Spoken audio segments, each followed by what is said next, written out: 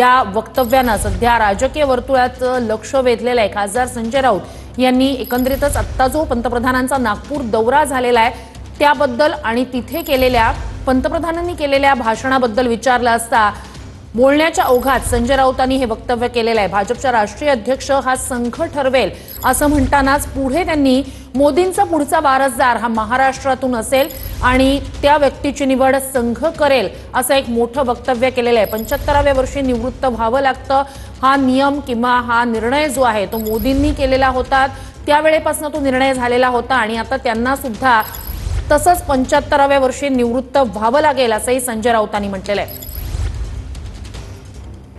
मला काय वाटतं की मोदींचे वारसदार कोण असतील? मोदींचे वारसदार कोण असतील ते राष्ट्रीय स्वयंसेवक संघ ठरवेल असं दिसतं या क्षणी। मोठ्या प्रमाणात रसिकेच बघायला मिळेल म्हणूनच मोदींना काल बोलावून त्यांच्याशी चर्चा करण्यात आली आणि संघाची चर्चा ही बंद दाराआड असते, बंद दाराआड असते आणि ती बंद दाराआडची चर्चा शक्यतो बाहेर येत नाही। तरीही काही संकेत जे असतात ते संकेत स्पष्ट आहेत। संघ ठरवेल पुढला नेता आणि तो बहुतेक महाराष्ट्रातला असेल। तर संघ ठरवेल पुढचा नेता आणि तो बहुधा महाराष्ट्रातून असेल असं वक्तव्य संजय राऊतांनी केलेलं आहे। या सगळ्या संदर्भात बोलूया भाजपचे नेते प्रवीण दरेकर आपल्यासोबत फोन लाईन वरून जोडले गेले आहेत। प्रवीण दरेकरजी, तुम्ही सुद्धा संजय राऊतांचं ते वक्तव्य ऐकलं असेल, पुढचा नेता मोदींचा पुढचा वारसदार संघ ठरवेल आणि तो महाराष्ट्रातून असेल, याकडे तुम्ही कसं पाहताय? मला वाटतं संजय राऊत भविष्यवेत्ते झालेले आहेत। आता एकीकडे म्हणतात बंद दाराआड चर्चा झाली, बंद दाराआडची चर्चा यांना कोणी सांगितली?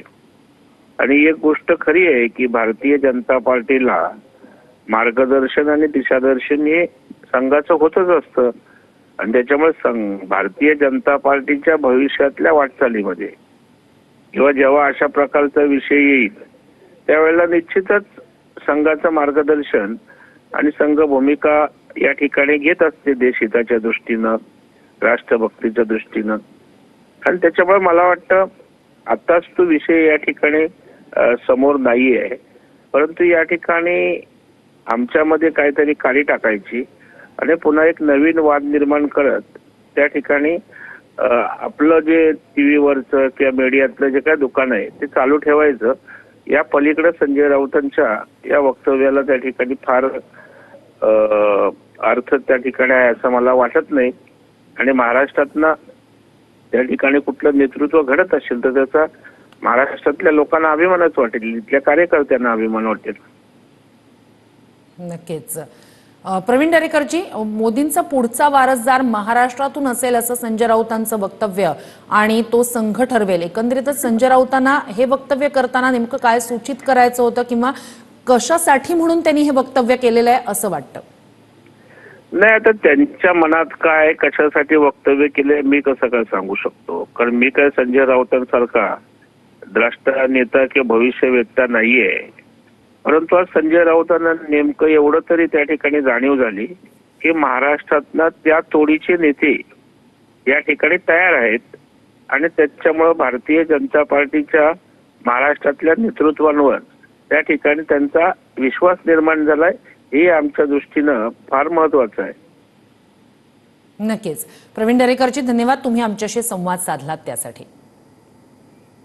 तर मोदींचा पुढचा वारसदार महाराष्ट्रातून असेल आणि तो संघ ठरवेल असं एक मोठं वक्तव्य संजय राऊतांनी केलेलं आहे। खासदार संजय राऊत यांनी आज हे वक्तव्य केलेलं आहे। संघाची चर्चा ही बंद दाराआड असते असंही संजय राऊतांनी म्हटलेलं आहे। मात्र मोदींचा पुढचा वारसदार महाराष्ट्रातून असेल आणि तो संघ ठरवेल असं एक मोठं वक्तव्य संजय राऊत यांनी केलेलं आहे। तर खासदार संजय राऊत यांचं आज एक मोठं वक्तव्य समोर आलेलं आहे।